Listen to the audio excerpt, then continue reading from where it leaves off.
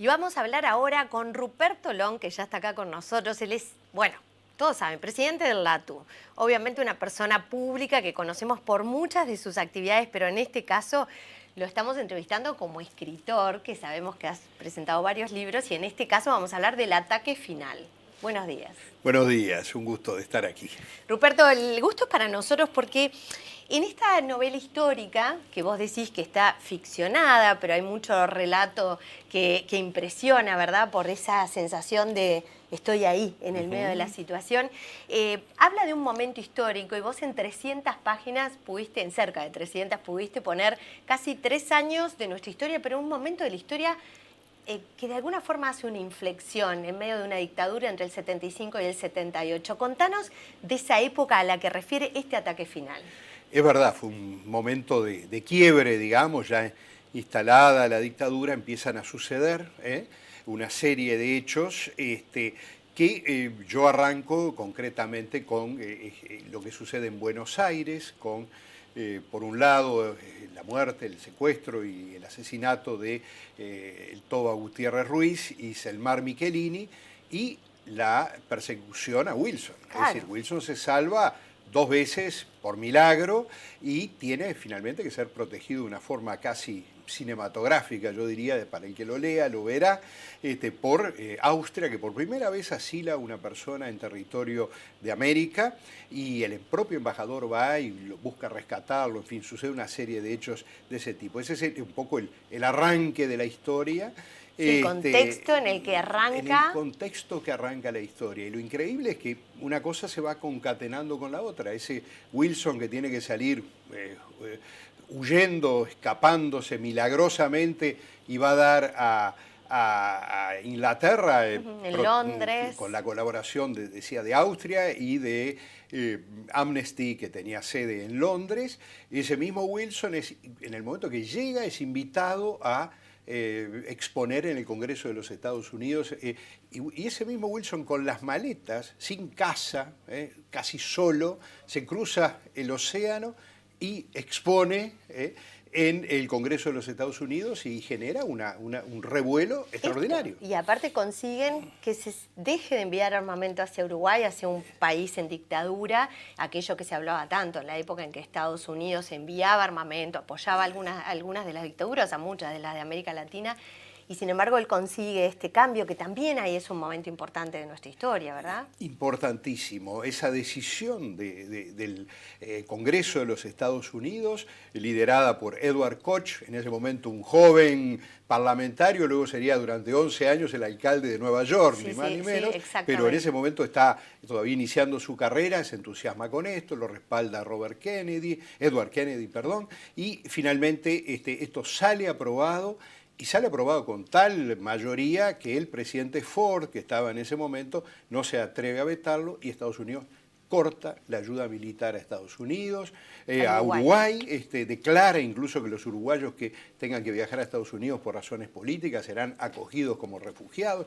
Un golpe enorme para el régimen uruguayo, y yo diría que es ahí un poco el comienzo de cambio de cosas. Hasta ese momento la dictadura uruguaya se hablaba poco en el exterior, mucho más se hablaba de Chile, de Argentina, y además parecía que todos estaban indiferentes o incluso hasta a favor del régimen, y de repente aparece un país como Estados Unidos pronunciándose claramente en contra, pegando un cambio, como bien lo decías tú, de lo que era su política hasta ese momento, pega un viraje. Se confirma ese viraje al año que viene, al año siguiente, con la asunción de Carter, que ya es de otra línea, es así, totalmente pro derechos humanos, y a partir de ese momento, bueno, las cosas se van encaminando. No quiere decir que no sigan pasando cosas. Y pasaron tantas que llegamos a lo que es el centro de esta obra que tú desarrollás, en la que vamos a ir. Podemos ver diálogos, vemos historias, vemos personas y personajes, ¿no? Ese es buenísimo, ir recorriendo el libro y encontrándose con historia, aparte tan reciente, que aunque seas un poco más joven, también te resuenan nombres, y quienes de repente somos de esas épocas, no solo nos resuenan, sino son personas con las que hemos tenido o vínculo, los veíamos en la tele o escuchábamos las noticias, porque son todas personajes muy relevantes de nuestra historia reciente. Pero llegamos a la muerte, al asesinato, un hecho que conmovió al país, ¿verdad?, de Cecilia Fontana de Heber, la mamá, para que todos la conozcan, la madre de nuestro ministro del Interior, pero que fue más allá de quién sea esa mamá, es lo que significó nuestro país cuando llegan unas botellas de vino envenenadas.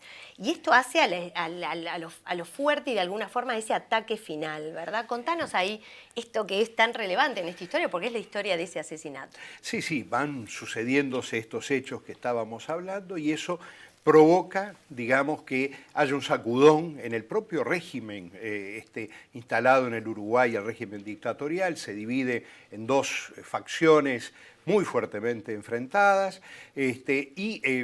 hay en paralelo ciertos intentos de diálogo con la oposición democrática y en ese contexto que no vamos a relatar efectivamente, es que se produce este ataque, que es el envío de 3 botellas de vino envenenado con objetivo lo que se llamaba el triunvirato del Partido Nacional. Es decir, el Partido Nacional, el directorio, estaba impedido de actuar porque muchos de sus dirigentes estaban o requeridos por la justicia militar o estaban en el exterior o proscriptos estaban todos, de modo que se había concentrado en un triunvirato de 3 personas, que eran Carlos Julio Pereira, Mario Heber y Dardo Ortiz, y secundados por 3 colaboradores, uno de los cuales era Luis Alberto Lacalle, los otros eran Oliu y Gonzalo Aguirre.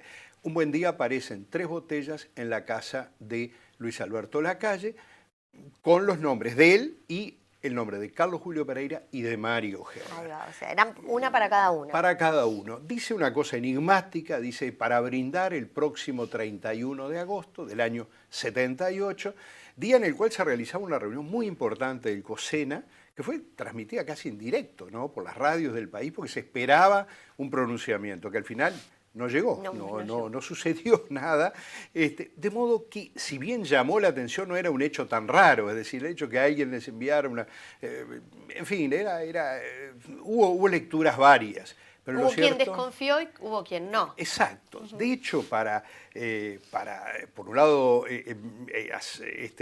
hacerlo breve, pero también para que los oyentes quieran buscar un poquito, hurgar en este libro, hay un momento en cada una de estas 3 familias, hay un momento que están a punto de abrir las botellas o que incluso las abren. Bueno, invito a leer esta parte, porque realmente yo tuve mucha curiosidad, ¿no? Mientras lo iba leyendo, yo ya quería llegar a ese momento. Sí. Y la verdad que está relatado de tal forma que uno casi que ve como una película en 3 actos simultáneos, ¿no? Se imaginaba cómo había llegado la botella a cada casa. La verdad, no voy a seguir contando, pero realmente vale la pena leerlo. Es una historia muy triste, ¿no? Porque por encima de todo, más allá de que uno lo ve como con cierta cinematografía, es una situación dolorosa, triste, miedosa. Absolutamente, es un método de una crueldad. Es decir, inesperada es un atentado terrorista, por supuesto, pero todavía, yo diría... utilizando métodos medievales, ¿no, verdad? Es decir, una cosa realmente insólita, diría, en el mundo, ¿no? El envenenamiento en pleno siglo, finales del siglo XX, es una cosa... Aparte era una ruleta rusa que podía disparar en cualquier lado y la víctima es Cecil, como le decían a Cecilia Fontana, y creo que también es interesante este personaje, ¿no? Esta mujer que a veces había quedado, yo aspiro a que ese concepto esté cambiando con el libro, un poco como la esposa de Mario Heber, ¿no? Era una Pero mujer qué personalidad tan linda, acá por lo menos yo no la conocía y la pude descubrir acá y con un sentido humano. Muy humano, muy activa, muy comprometida también con los temas que vivía el país en esa época, muy importante en la educación de sus hijos y con los temas que ella siempre estaba... O sea, una mujer realmente conmovida con lo que le había pasado a la esposa de Exacto. Gutiérrez Ruiz, ¿verdad? Del Toba. Es increíble, digo, cómo a veces estas cosas parece que se dan de una forma tan singular. Ella era como la protectora de Matilde, y fíjate Exacto. que Matilde lo que le pasa con su esposo, con Gutiérrez Ruiz, y luego lo que le pasa a ella, ¿no? Matilde misma me ha contado, bueno, para toda esta historia conté con la colaboración de todas las familias, me contaba de todo lo que ella vive, Matilde, cuando, después de lo que pasa en Buenos Aires, viene a Uruguay y con la ayuda de Cecil intenta, entre lo posible, reconstruir su vida. Jamás hubiera pensado que justamente quien la estaba ayudando a reconstruir su vida, luego tendría que Iba a pasar por ser lo víctima mismo, ¿no? también de... Es algo absolutamente increíble, ¿no? Exactamente. Este es un caso que sigue sin resolverse. Se reabre en 2021, mirá, ¿verdad? A finales, Sí, pero es increíble que hasta hoy sí. de alguna forma se ha ido cubriendo Exactamente, esto, ¿no? desde los orígenes hay claramente una cobertura. Quizá hay un instante al comienzo que se dice, bueno, vamos a aclarar todo, e inmediatamente cuando se ve lo que hay, exactamente, empiezan maniobras de ocultamiento, y efectivamente no se resuelve nada, eso pasa de un lado a otro.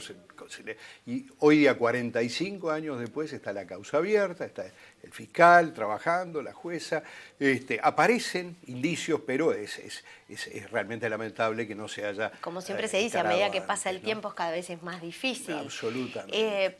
Tú hablas de el pasado, que es muy importante, lo estás diciendo también ahora, ¿no? Esto de recordar y que no se olviden estas cosas porque hablan de nuestra historia. ¿Es importante ese pasado, ese recordar el pasado? Es esencial, digo, está ese concepto de que los pueblos que olvidan su pasado están condenados a revivirlo, ¿no? Eso se ha visto y se ha visto y se ha visto. Bueno, eso por supuesto que es así, pero yo diría que además, para una convivencia democrática, para preservar nuestro sistema democrático, tenemos que ver lo que pasó hace apenas unas décadas que, como bien decías tú, todos de una forma u otra o lo vivimos o está todavía muy fresco en la memoria colectiva. Bueno, eso pasó acá, en nuestro país, no puede volver a pasar, y de esos hechos fueron los grandes partidos democráticos que tenía el Uruguay de distintos signos, más hacia en las diversas posiciones políticas, pero los partidos democráticos fueron la gran barrera que Uruguay tuvo felizmente para que todo esto se volviera, y estoy ahí incluyendo a los partidos políticos históricos, fundacionales, también a los que integraban el Frente Amplio, todos los que estaban integrados al sistema democrático de una forma u otra sufrieron mucho con esto, y por otro lado fueron la gran barrera para ayudar a que se reconstruyera un Uruguay democrático sin violencia, sin extremismos, sin radicalismos. Esa yo creo que es la lección que tenemos que tener para hoy día, ser capaces de, todos los que creemos realmente en la democracia, convivir y llevarnos razonablemente bien para preservar el bien más valioso común, que es ese sistema democrático. ¿Cómo fue para los hijos leer esta historia? Bueno, ya sabemos que Mario ya no está tampoco, pero ¿cómo fue para los hijos de Cecilia y de Mario leer el libro? Bueno, fue removedor, quizás tal vez hasta difícil en algún sentido, pero lo que me dicen ellos, Luis Alberto Heber, que tú lo nombrabas, Alejandra, en fin, fue algo que termina dejando una sensación positiva, en el sentido que se recuerda, se hace justicia, se trae al día de hoy esta persona maravillosa que fue Cecil, o sea, seguramente sensaciones encontradas, pero en definitiva una sensación de fondo de que esto era necesario, que es justo, que es algo que es importante que el Uruguay lo tenga presente, que lo recuerde, que no lo olvide. O sea que eso, de alguna forma, no digo que compense, pero ayuda, ¿no? Y también un poco ver, que eso el libro intenta reflejarlo, que ese hecho fue también parte esencial de esa inflexión. Ese hecho tiene mucho que ver, los uruguayos se manifiestan por primera vez después de años, salen a la calle el 10 de septiembre del 78, 5 días después de la muerte, contra todos los vaticinios, miles y miles de uruguayos salen a la calle y se manifiestan por primera vez después de muchos años, y de alguna forma eso muestra ya el hastío que había con la dictadura. La rabia, ¿no? La rabia, la impotencia de ver pasar eso, y eso también contribuye para que un año y medio después en el plebiscito, que ahí sí se termina de consolidar, salga el no. Y eso es importante, porque hasta ese momento,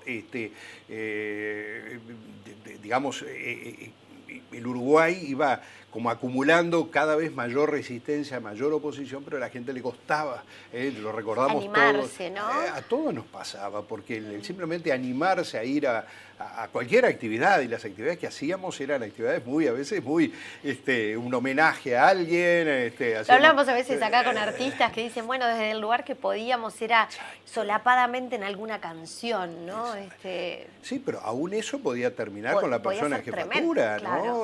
O peor. Bueno, o peor, seguro, pero era frecuente que a uno lo llevaran, a las personas que estaban o que estábamos activas, llevaran a un...